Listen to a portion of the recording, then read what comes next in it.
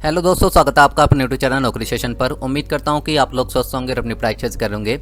तो आज की हमारी वीडियो काफ़ी इंपॉर्टेंट रहने वाली है, क्योंकि आज हम बात करने वाले हैं यूपीपीएससी आरओ और एआरओ की वैकेंसी के बारे में। क्योंकि आपको पता है कि इसकी नई भर्ती आने वाली है, अभी मैं आपको आगे बताऊंगा। ठीक है, तो आज हम जो है इस एग्ज़ाम के बारे में पूरी जानकारी प्राप्त करने वाले हैं कि इसका प्री कैसे होता है, इसके मेंस में क्या पूछा जाता है, ठीक है, योग्यता क्या है, आपकी आयु सीमा क्या है, सैलरी कितनी मिलती है। तो मतलब संपूर्ण जानकारी जो है हम इस वीडियो में लेने वाले हैं यूपीपीएससी आरओ एआरओ की। ठीक है, तो आपको पता है कि ये काफ़ी जो आपका यूपीपीसीएस होता है, उसके बाद जो है ये सबसे रेपुटेटेड जॉब जो है वो यूपी में मानी जाती है। जितने भी यहाँ पर कैंडिडेट्स चाहे वो किसी भी जॉब में लगे हुए हों, अगर वो यूपी की वैकेंसी को क्लियर करते हैं तो उसके बाद जो है यहाँ पर यूपीपीएससी आरओ और एआरओ की वैकेंसी की तैयारी करते हैं। ठीक है, अगर मैं यहाँ पर बात करूँ कि ये कौन से लेवल की पोस्ट है, तो लगभग आप मानकर चल सकते हैं कि लगभग लेवल 7 की ये पोस्ट मानी जाती है। गेजेटेड ऑफिसर जो है वो आप बनते हैं। अगर मैं आरओ की बात करूँ तो आरओ होता है समीक्षा अधिकारी और एआरओ होता है सहायक समीक्षा अधिकारी। ठीक है, तो सभी जानकारी जो है आज हम इस वीडियो में यहाँ पर प्राप्त करेंगे। तो चलिए शुरू करते हैं। शुरू करने से पहले अगर आपने अभी तक चैनल को सब्सक्राइब नहीं कराया तो आप चैनल को सब्सक्राइब कर दीजिए और जो साइड में बेल का आइकन आ रहा है इसे भी प्रेस कर दीजिए, ताकि आने वाली वीडियो का नोटिफिकेशन आपको सबसे पहले मिले। इस चैनल पर आपको गवर्नमेंट जॉब से रिलेटेड सभी इन्फॉर्मेशन सबसे पहले मिलती है। तो आपने ये नोटिस देखा होगा, तो यहाँ पर देखिए जो अपर निजी सचिव परीक्षा की जो नियुक्ति है वो कितने पदों पर होने वाली है, वो 300 पदों पर होने वाली है, जो कि माह सितंबर के द्वितीय सप्ताह में जो है आपको देखने को मिलेगी। और यदि मैं आप बात करूं कि आरओ एआरओ की यानी कि समीक्षा अधिकारी और सहायक समीक्षा अधिकारी की वैकेंसी जो है यहाँ पर 181 रिपोर्ट की गई है, जो कि आपकी माह अक्टूबर के प्रथम सप्ताह में आपको देखने को मिलेगी। तो अभी तो ये 181 रिपोर्ट की गई है, लेकिन आप लगभग मान कर चल सकते हैं कि आगे आगे जो है ये लगभग 400 से 500 जो है वैकेंसी यहाँ पर हो जाएंगी। ठीक है, तो वैकेंसी जो है इसमें बढ़ती है और हर बार जो देखा जा गया है कि 400 से 500 वैकेंसी ही आपकी यहाँ पर आती है। ठीक है, वैसे तो हम बात करें कि ये हर साल वैकेंसी नहीं आती है। ठीक है, 2021 की अगर हम बात करते हैं तो 2021 में ये वैकेंसी नहीं आई थी। ठीक है, 2023 में आई है और मतलब सॉरी यहाँ पर 2021 में एक वैकेंसी आई थी, 2022 में हमें ये देखने को नहीं मिली थी। ठीक है, और 2020 में भी जो है ये वैकेंसी यहाँ पर नहीं आई थी। तो आप देख सकते हैं कि ये मतलब हर साल वैकेंसी इसमें नहीं आती है। तो अब की बार जो है यहाँ पर वैकेंसी आपकी आएगी और एक बहुत अच्छी पोस्ट ये मानी जाती है। तो अगर हम यहाँ पर इसके पैटर्न की बात करें तो इसमें 2 पेपर होते हैं आपके, एक प्रीलिम्स और एक मेंस। ठीक है, और जो प्रीलिम्स होता है वो आपका 200 मार्क्स का होता है, जो कि क्वालिफाई नेचर का होता है। अभी हम आगे बात करेंगे प्रीलिम्स की, क्या क्या पूछा जाता है आपसे, कैसा पैटर्न रहता है। और अगर हम मेंस की बात करते हैं तो मेंस जो है आपका वो 400 मार्क्स का होता है। ठीक है, अगर हम बात करें कि जो आपका प्रीलिम्स है ये लगभग आप मानकर चलिए कि 3 घंटे के लगभग का ये एग्ज़ाम होता है। ठीक है, चलिए हम इसमें आगे देख लेते हैं। पहले अगर हम प्री की बात करते हैं, जो आपका प्रीलिम्स होता है, तो इसमें आपके 2 पेपर होते हैं 200 मार्क्स के। पहला पेपर होता है आपका जीएस का, जिसके कि 140 क्वेश्चन होते हैं 140 मार्क्स के, और इसके लिए जो है आपको 2 घंटे का समय दिया जाता है और इसमें 1/3 की नेगेटिव मार्किंग होती है। ठीक है, अगर हम सेकंड पेपर की बात करते हैं तो सेकंड पेपर जो है वो आपका हिंदी का होता है और इसमें जो है यहाँ पर 60 क्वेश्चन होते हैं 60 मार्क्स के, और इसके लिए जो है आपको 1 घंटे का समय दिया जाता है और 1/3 की नेगेटिव मार्किंग यहाँ पर होती है। ठीक है, और जो आपकी कट ऑफ लगती है वो आपकी 200 मार्क्स में से लगती है। वैसे तो ये क्वालिफाइंग नेचर है, लेकिन आपको कुछ नंबर तो इसमें लेकर ही आने होते हैं। ठीक है, तो ये तो बात होगी हमारी प्रीलिम्स की। अब देख लेते हैं हम कि इसमें क्या क्या पूछा जाता है। तो ये 2 घंटे का पेपर होता है आपका। जो आपका जीएस का पेपर होता है 140 क्वेश्चन आते हैं 140 नंबर के, यानी कि 1 क्वेश्चन 1 नंबर का होता है। इसमें आपसे सामान्य विज्ञान, भारत का इतिहास, भारतीय राष्ट्रीय आंदोलन, भारतीय राज्य तंत्र, अर्थव्यवस्था, भारतीय कृषि, वाणिज्य, व्यापार, जनसंख्या, पर्यावरण, नगरीकरण, भारतीय परिप्रेक्ष्य, विश्व भूगोल, भारत का भूगोल, प्राकृतिक संसाधन, ठीक है, राष्ट्रीय और अंतर्राष्ट्रीय महत्वपूर्ण घटनाएं, सामान्य बौद्धिक क्षमताएं यानी कि रीजनिंग, उत्तर प्रदेश की शिक्षा, संस्कृति, कृषि, उद्योग, व्यापार, रहन सहन, सामाजिक प्रथाओं के संबंध में विशिष्ट जानकारी जो है आपको होनी चाहिए, और 140 प्रश्न जो है वो यहीं से ही आते हैं। अगर हम हिंदी की बात करते हैं तो हिंदी के आपके 60 प्रश्न होते हैं 60 मार्क्स के, और 1 घंटे का समय जो है आपको इसमें दिया जाता है। वही इसमें जो नॉर्मल आपकी हिंदी होती है, जैसे कि विलोम शब्द, वर्तनी और शुद्ध वर्तनी, अनेक शब्दों के लिए एक शब्द, तत्सम तद्भव, ठीक है, विशेषण और विशेष्य, पर्यायवाची शब्द। तो मतलब हिंदी का एग्ज़ाम लेने का इनका यही मोटिव रहता है कि मतलब ये देखना चाहते हैं कि आपकी जो है वो भाषा पर कितनी कमांड है। ठीक है, तो यही जो है जो नॉर्मल चीज़ें होती हैं आपकी, विलोम शब्द, पर्यायवाची, अनेक शब्दों के लिए एक शब्द, तो ये जो नॉर्मल चीज़ें हैं, ठीक है, वो इसमें पूछी जाती है। आप देख सकते हैं कि 10 शब्द आते हैं, ठीक है, 10 प्रश्न होते हैं, तो 10-10 क्वेश्चन इसमें से पूछे जाते हैं, ठीक है। टोटल जो है वो आपका 200 नंबर का ये पेपर होता है। इसके बाद यदि हम मेंस की बात करते हैं तो मेंस में जो है आपके 3 पेपर होते हैं और ये 400 नंबर का आपका पेपर होता है। अगर हम फर्स्ट पेपर की बात करते हैं तो फर्स्ट पेपर आपका जीएस का होता है, जिसके कि आपके 120 क्वेश्चन आते हैं। सेकंड पेपर जो है आपका हिंदी का होता है, जिसमें आपका 160 प्रश्न आते हैं, ठीक है, 160 नंबर का होता है ये। तो हिंदी जो आपका सेकंड पेपर होता है वो आपका सब्जेक्टिव भी होता है और आपका ऑब्जेक्टिव भी होता है। ये अभी हम आगे बात करेंगे कि इसमें क्या क्या पूछा जाता है। थर्ड पेपर की बात करते हैं तो थर्ड पेपर आपका डिस्क्रिप्टिव होता है, यानी कि आपसे ऐसे लिखवाया जाता है, ठीक है, और वो जो है आपका 120 मार्क्स का यहाँ पर होता है, ठीक है। चलिए हम आगे बात करते हैं। अगर हम बात करें मुख्य परीक्षा की यानी कि मेंस की आपकी, तो जो पहला पेपर है आपका वो 2 घंटे का होगा, यानी कि जो सामान्य हिंदी आपसे पूछी जाएगी, ठीक है, वो 120 प्रश्न पूछे जाएंगे 120 मार्क्स के, ठीक है। इसके बाद यदि हम बात करें आपकी खंड ख की, इसमें आपकी जो मतलब जो आपका सेकंड पेपर होगा उसका जो खंड 1 है, ठीक है, तो इसमें सब्जेक्टिव जो है आपसे पूछा जाएगा। इसमें आपसे गद्यांश वगैरह पूछे जाते हैं, जो कि गद्यांश का शीर्षक, सारांश और 3 रेखांकित अंशों की व्याख्या, यानी कि अगर आप शीर्षक लिखते हैं तो आपको 3 नंबर दिए जाएंगे, सारांश लिखते हैं तो आपको 6 नंबर दिए जाएंगे और अगर आप व्याख्या करते हैं तो 12 नंबर दिए जाएंगे, यानी कि टोटल जो है 21 नंबर आपको इससे मिलेंगे। उसी के साथ जो है यहाँ पर सरकारी पत्र का सारणी रूप यानी कि टेबुलर फॉर्म में जो है आपको सार लेखन करना होता है, इसके आपको 15 नंबर मिलते हैं।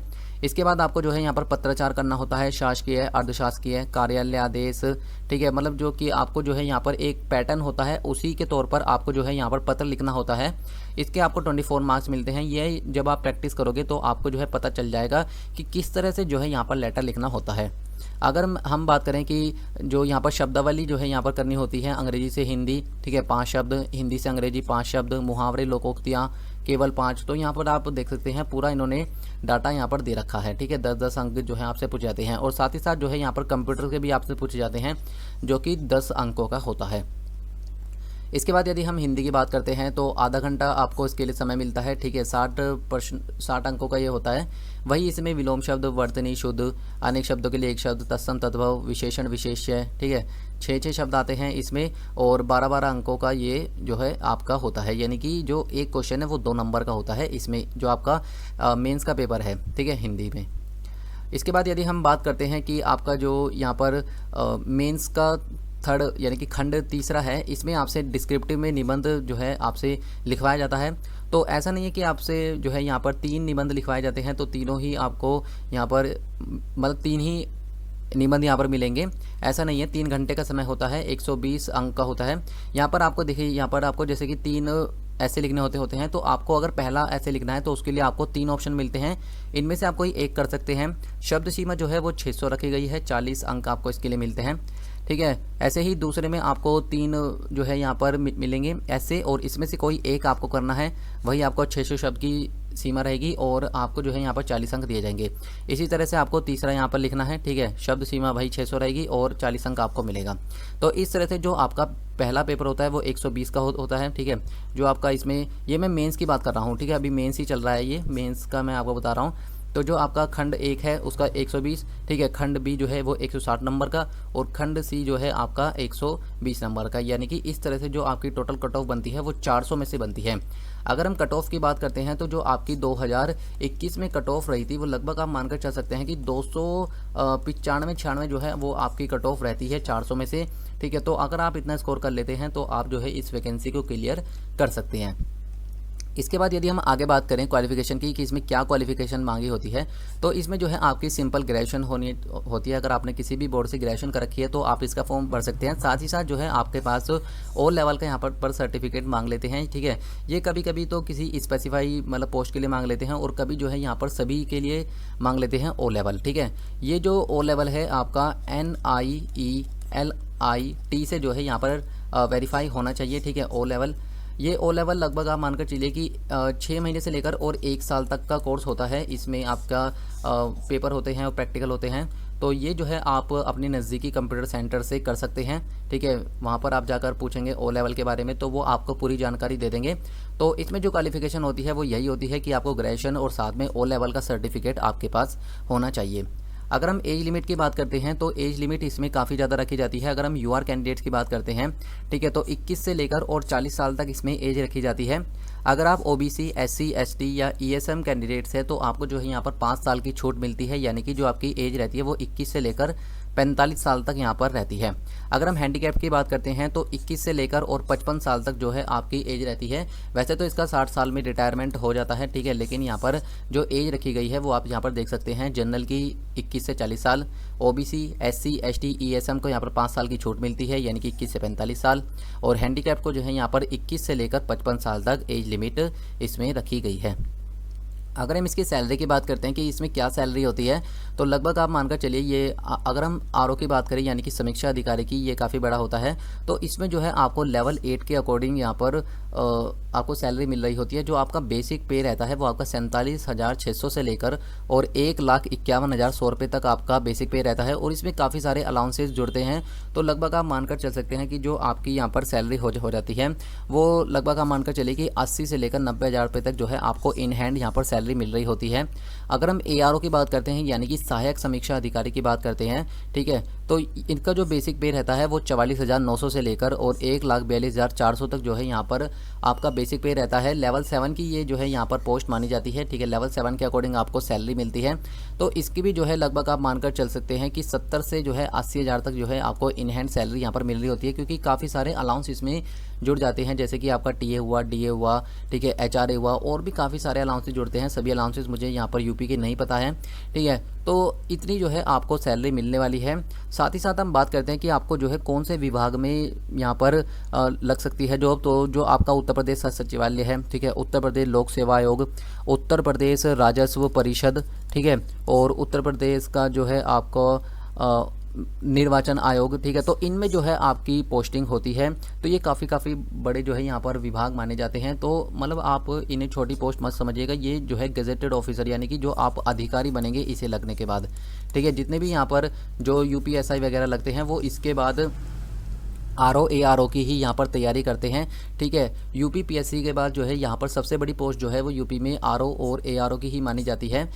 वैसे तो आप जो है इसमें अगर हम प्रमोशन की बात करते हैं तो इसमें प्रमोशन हो जाता है, इसके बाद आप सीधा यूपी पीएससी की जो पोस्ट है उसी पर ही अपॉइंट होते हैं, लेकिन आप जो है एग्ज़ाम देकर भी ऊपर की पोस्ट ले सकते हैं, ठीक है। तो लेकिन एक ही प्रमोशन के बाद जो है वो आप यूपी पीसीएस में जो है यहाँ पर लग जाएंगे, ठीक है। इसके बाद यदि हम आगे बात करें तो आज की हमारी वीडियो यहीं तक थी। सारी चीज़ें जो है हमने इसमें आज कवर करी है, ठीक है। पूरा आपको यहाँ पर इसका सिलेबस बताया, एग्ज़ाम पैटर्न बताया है हमने। अगर इसमें कोई भी चीज़ अभी रह गई हो, ठीक है, कोई आपको डाउट रह गया तो नीचे कमेंट करके कह सकते हैं, वहाँ पर मैं आपको रिप्लाई कर दूँगा। अगर आपको ये वीडियो पसंद आई हो, समझाने का तरीका पसंद आया हो, तो आप इस वीडियो को लाइक ज़रूर करिएगा, अपने दोस्तों के साथ भी शेयर करेगा। और जैसे ही इसकी वैकेंसी के बारे में कुछ भी और जानकारी मिलती है तो मैं आपको अपने चैनल के माध्यम से बता दूंगा। तो आप चैनल को सब्सक्राइब करके जरूर रखिएगा, साइड का बेल का आइकन दबाना मत भूलिएगा, ताकि आने वाली वीडियो का नोटिफिकेशन आपको सबसे पहले मिले।